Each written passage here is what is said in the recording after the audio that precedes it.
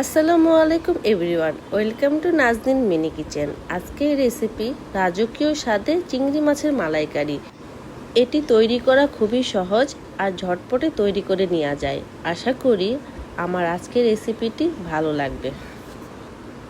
এর জন্য একটি প্যানে একটি দারচিনি, 2টি এলাচ, 3 থেকে 4টি লবঙ্গ দিয়ে হালকা নেড়ে নেব। তারপর 1 কাপ পেঁয়াজ কুচি দিব।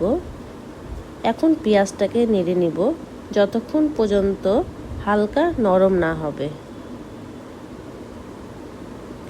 নরম হয়ে আসার পরে আমি এখন 2 চামচের মতো পেঁয়াজ পেস্ট দিয়ে দিব।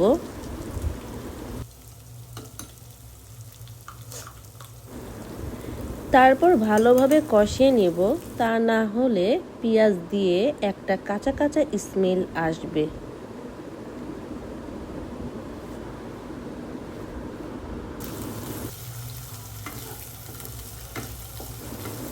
যখন পেঁয়াজের উপরে তেলটা চলে আসবে তখন আমি 1/2 চামচ আদা পেস্ট, 1/2 চামচ রসুন পেস্ট দিয়ে দিব। তারপরে আমি একে একে 1 চামচ মরিচের গুঁড়া, 1/2 চামচ হলুদ গুঁড়া, 1/2 চামচ ধনিয়া গুঁড়ো, 1 চামচ জিরা গুঁড়ো, সাথে পানি দিয়ে মশলাটাকে ভালোভাবে কষিয়ে নিব।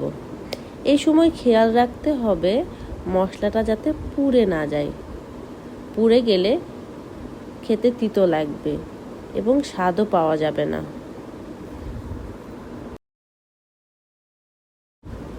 মশলাটা প্রায় কষানো শেষ। মশলাটার উপরে যখন তেল উঠে আসবে এই পর্যায়ে আমি 1 কাপ চিংড়ি মাছ দিয়ে দিব।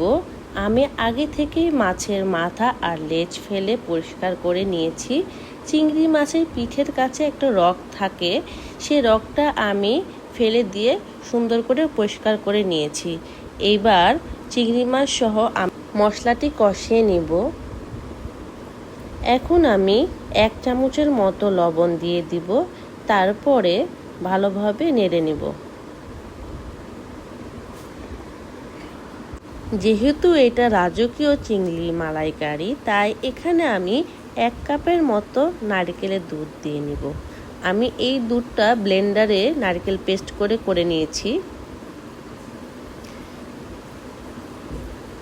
তারপর সামান্য নেড়ে ঢাকনা দিয়ে ঢেকে দিব এবং ওয়েট করব 5 মিনিটের জন্য। সেই সময় আমি চুলার আঁচটা মিডিয়াম রাখব।